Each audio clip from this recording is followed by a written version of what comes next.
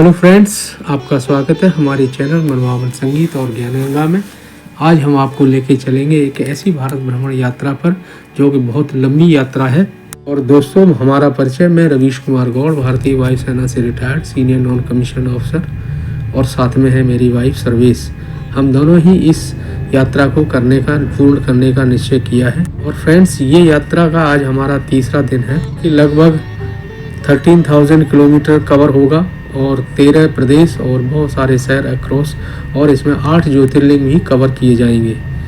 Friends, कल हम आगरा से चले थे और आज जबकि कल शाम तक हम ग्वालियर से निकल चुके थे, जो कि रास्ता की बहुत ही बीहड़ जंगलों से रास्ता गुजरता हुआ, जो कि ये चंबल का इलाका कहा जाता है। जैसा कि आप देख रहे हो, चारों तरफ रेत के टीले ही टीले, सुनसान जंगल। और ये फ्रेंड्स, ये वही इलाका है जहाँ कभी पहले डाकुओं का साम्राज्य हुआ करता था। बड़े बड़े मशहूर डाकू हुआ करते थे चंबल की इन घाटियों में रह। इस इलाके में जैसा कि आप देख रहे हो, किसी भी आदमी को ढूंढना बहुत ही मुश्किल काम है। यहाँ पर बोला जाता है कि जो आदमी चंबल की घाटी का पानी पी लेता है वो बागी हो जाता है। यहाँ पर लोग डाकुओं को बागी बोलते हैं, डाकू नहीं बोलते। इस इलाके के ऊपर एक फिल्म भी बनी है, पान सिंह तोमर, जो वास्तव में बहुत ही सुंदर फिल्म है। इसमें इस इलाके की पूरी सच्चाई को दिखाया गया है। इस समय जहां हम चल रहे हैं, ये ऑफ रूट एक सुनसान जंगल का इलाका है, जहां अंदर एक माता का मंदिर है, जहां हम दर्शन के लिए जाएंगे। लेकिन हम यहाँ से ऑफ रूट तो आ तो गए हैं, लेकिन हमें बहुत ही डर लग रहा है, क्योंकि बहुत सुनसान और बड़ा डरावना इलाका मालूम पड़ता है। चारों तरफ सुनसान बियाबान जंगल, कोई आदमी भी नहीं दिखाई दे रहा। ऐसे में आपको अवश्य ही एक डर का एहसास तो होगा। हम जल्दी जल्दी अब यहाँ से दर्शन करके पुनः ही मेन रोड पर पहुँचने वाले हैं। और फ्रेंड, रात को हम झांसी रुके थे और सुबह सुबह अब हम झांसी के किले में एंट्री करेंगे। यहाँ सुबह दिसंबर का महीना है, बहुत ही तगड़ी धुंध पड़ी हुई है। तो अब हम झांसी के किले के अंदर पहुँच चुके हैं। ये झांसी का किला 1613 में ओरछा के राजा बुंदेल राजा वीर सिंह जुदेव जी ने 1613 में बनवाया था। और उसके बाद इस किले पर मुगलों, मराठों और अंग्रेजों का साम्राज्य आधिपत्य रहा। और इस किले को फ्रेंड 1938 में केंद्रीय सुरक्षा में लिया गया। इस किले में 10 दरवाजे, 6 खिड़कियां, और इन सब दरवाजों और खिड़कियों का नाम इनके रास्ता और इलाके की डायरेक्शन के ऊपर लिखा हुआ है। इस किले में उस समय की एक कड़क बिजली तोप रखी हुई है, जो कि पर्यटकों के लिए बड़ा आकर्षक का दृश्य रहता है। इस किले के अंदर 2 सुरक्षा बुर्ज हैं जो बहुत ही ऊंचे हैं, और ये बहुत ही महत्वपूर्ण ओरछा दरवाजा। 1847 में ह्यूरोज, एक अंग्रेज सेनापति, ने इस किले को चारों तरफ से सेना से घेर लिया। महारानी लक्ष्मीबाई ने अपने सारे विश्वास पात्र सेनापतियों को बुलाकर और इन 10 दरवाजों की सुरक्षा का जिम्मेदारी दी, जिसमें बताते हैं कि 10वां दरवाजा जो राव दुल्हा जी के संरक्षण में था, ओरछा दरवाजा, जो कि दुल्हा जी राव ने कुछ धन के लालच में आकर के अंग्रेजों से मिलकर वो दरवाजा खोल दिया, और इसकी वजह से रानी को किला छोड़कर जाना पड़ा। लेकिन इस चीज का इतिहास में कहीं जिक्र नहीं है। और फ्रेंड्स, भारतीय इतिहास में ये किला सबसे महत्वपूर्ण इसलिए भी है कि यहाँ पर एक ऐसी वीरांगना रानी पैदा हुई जिन्होंने कभी अपने मरते दम तक हार नहीं मानी और कभी भी अंग्रेजों से आगे झुकी नहीं, और अंग्रेजों से लड़ाई में लड़ते लड़ते वीर गति को प्राप्त हुई।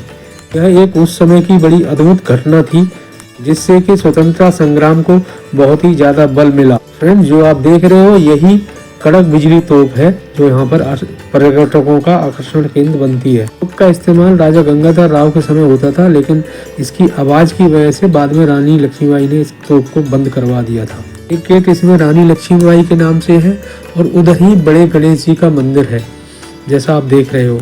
इस किले में जो राजवंश था वो महाराजा नेवलकर राजवंश था, जो कि कुल्हाड़े मराठी ब्राह्मण समाज से आते थे। और इसमें बहुत सारी इमारतें भी बनी हुई हैं, जिसमें कि रंगमंच, कला मंच, मानसिंह महल। और यह किला 1857 में भारत के स्वतंत्रता संग्राम के महत्व की वजह से सबसे ज़्यादा जाना जाता है। 1732 में बुंदेला राजा छत्रसाल ने भी मराठों से मदद मांगी और उस मदद के लिए मराठे सब आगे आए। बाद में जिसकी वजह से बुंदेला साम्राज्य का 1/3 हिस्सा मराठियों को भी दे दिया गया। इसलिए महारानी लक्ष्मीबाई की इस वीरता के लिए लोकल बुंदेलों में एक गाना गाया जाता है। बुंदेलो हर बोलो के मुँह हमने सुनी कहानी थी, खूब लड़ी मर्दानी वह तो झांसी वाली रानी थी। इस किले के अंदर ही मौजूद है जो महान तोपची गौस खान और मोतीबाई की भी समाधि इसमें मौजूद, जो ये आपको दिखाई दे रही है। 1843 में रानी लक्ष्मीबाई ने महाराज गंगाधर की अनुमति से एक नारी सेना का भी गठन किया था। इस नारी सेना दुर्गा दल ने अंग्रेजों के विरुद्ध लड़ाई में बहुत ही अहम भूमिका निभाई थी। किले के ऊपर से झांसी का दृश्य बहुत ही सुंदर दिखाई देता है, जैसा आप देख रहे हैं। ये झांसी की रानी की मूर्ति घोड़े के साथ, यही वो जगह है जहां से रानी लक्ष्मीबाई ने घोड़े के साथ किले के ऊपर से छलांग लगाई थी। इस किले में जो रानी लक्ष्मीबाई महल है, रानी महल, उसको अभी म्यूजियम में तब्दील कर दिया गया है, क्योंकि बाद में अंग्रेजों के द्वारा इस्तेमाल किया गया और बाद में उसको एक म्यूजियम के रूप में बदल के निश्चित कर दिया गया है। इस किले के अंदर एक फांसी घर भी है, जिसको कि बाद में महाराजा गंगाधर राव की अनुमति से रानी लक्ष्मीबाई ने उस फांसी की प्रथा को बंद करवा दिया था और उस फांसी घर को भी बंद करवा दिया गया, जो आप देख रहे हो।